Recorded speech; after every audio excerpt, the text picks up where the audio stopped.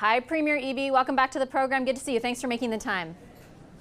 Hi, Vashi. Thanks for having me. Your province already has two of the big projects on the major projects list, the first iteration of it at least. But you said ahead of your trip to Ottawa that you would be lobbying the Prime Minister for more. How much of that push is informed by a desire to try and raise revenues to buttress your record deficit? Well, I mean, that's a great question because the reality is in British Columbia, we have access to resources and major private sector projects that won't just assist with BC's bottom line, but the federal bottom line as well, which is also under strain.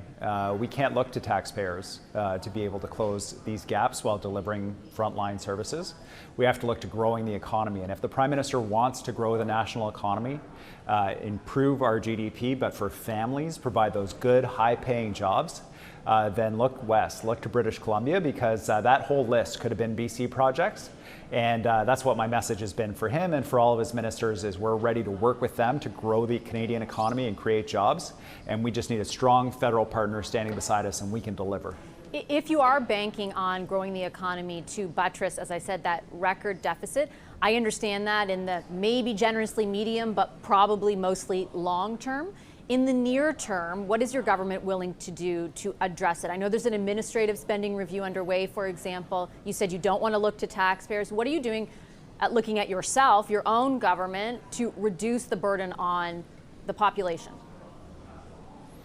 Well, there's a reality facing governments around the world, and certainly British Columbia and Canada are no exceptions. We have a slowing global economy. We have record low resource prices, which have an outsized impact on British Columbia when you talk about timber and natural gas prices and on our budget. So we really do have two choices.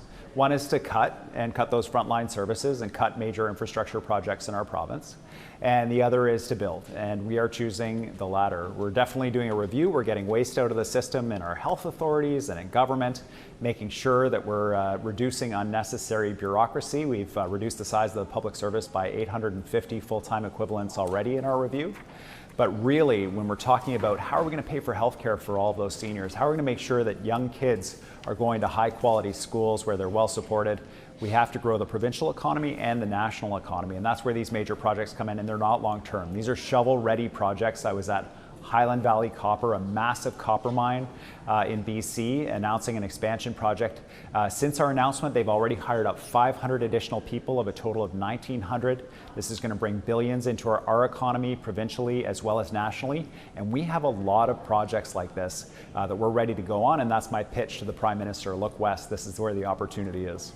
Do I take from that answer that there won't be any truly meaningful cuts on the spending side? And I do take your point about exogenous factors, for example, like resource prices that have an impact on your bottom line. But you, as the Premier, made a decision, for example, to get rid of the carbon tax, which also cost your bottom line nearly $3 billion. You're now looking at debt servicing costs projected in the neighborhood of $5 billion, all of which could be going to the very worthy causes you just outlined. Are you willing to go further than just banking on Mark Carney approving things to get the economy going? Are you going to look at your own spending beyond just 850 jobs? Yeah, I don't know how you'd reach that conclusion from my answer, Vashi. Very clear. We're doing a review internally. We're getting waste out of our health authorities and internally in the provincial government. We've reduced the size of the public service by 850 full-time equivalents, and we're just getting started. But that alone will not be enough. There's huge demands on public services. And when we look at the growth in our population we've seen in BC, the demands of an aging population around healthcare and long-term care, the only solution is to grow our economy. We can't look to taxpayers for this.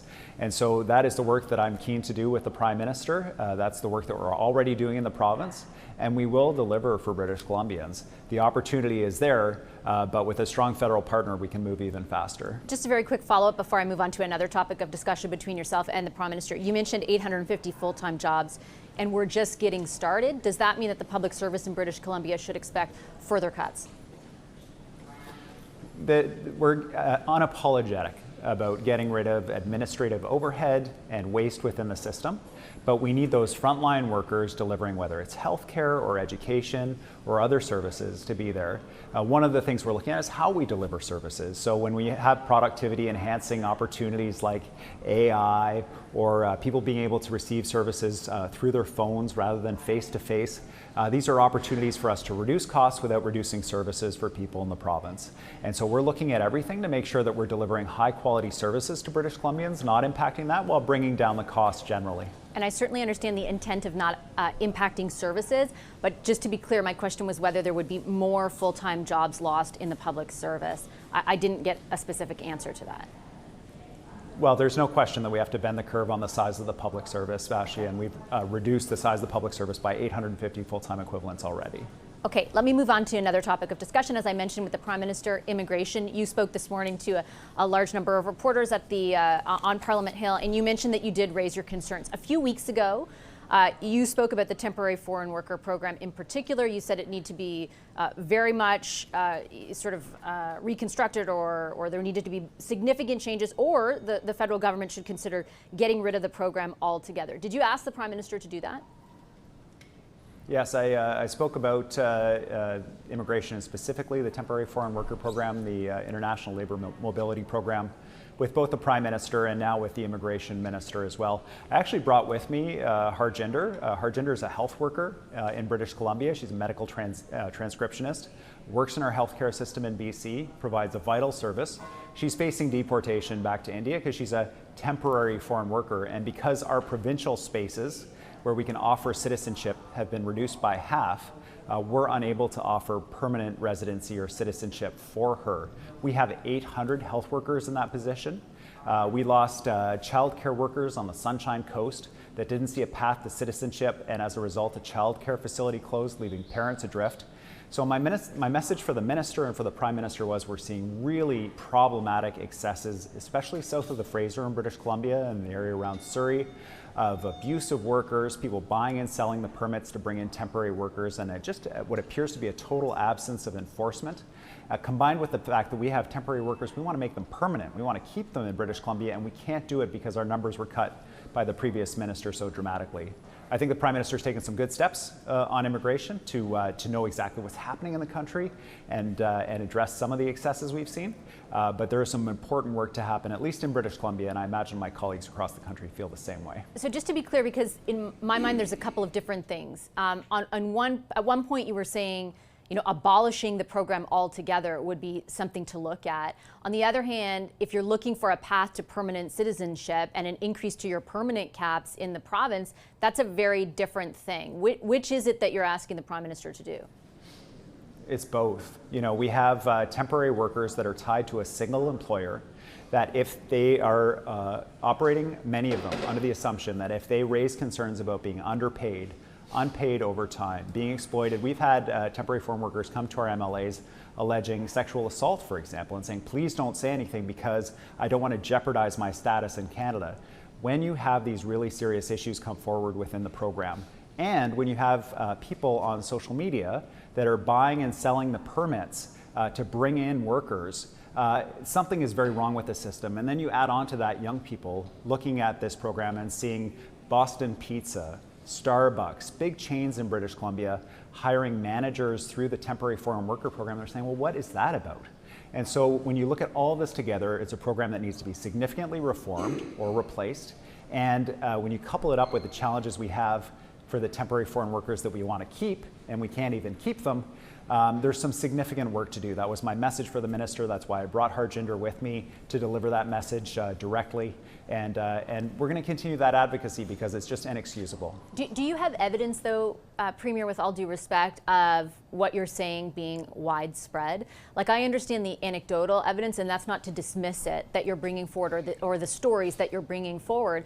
But many of the restaurants and their lobby groups will push back against your characterization and say, look, we're spending a ton of time and often $9,000 per worker that we're recruiting. It's a last resort, and it's often for places that are open 24 hours or in remote and rural areas where simply you aren't getting local applicants. How do you know for sure the problem, as you describe it, a causal relationship, for example, between the program and youth employment, as you mentioned 2 weeks ago, actually exists? Do you have proof of it? Well, these are restaurants in the Lower Mainland. When I talk about Boston Pizza and the Starbucks, that they're in the hugely populated Lower Mainland. These stories from restaurant lobby groups are not consistent with what we're seeing in terms of the actual operation of the program. And that's why I'm asking the federal government to have a serious look at it. We need to make sure it works for everybody because, and in terms of the exploitation of the workers, there has been expose after expose of what is happening south of the Fraser in British Columbia by, in particular, media outlets that speak directly to the South Asian community south of the Fraser. And so when that community hears story after story after story about exploitation of workers, the buying and selling of permits, and there just doesn't seem to be a response, then they lose confidence in the system as a whole. And we need to be able to listen to the voices of all British Columbians on this important issue when it comes to treating workers properly when they come over here, when they're asked to come over here and help build our country, and that we have the opportunity to help those workers stay when they're contributing to building the kind of province that we want.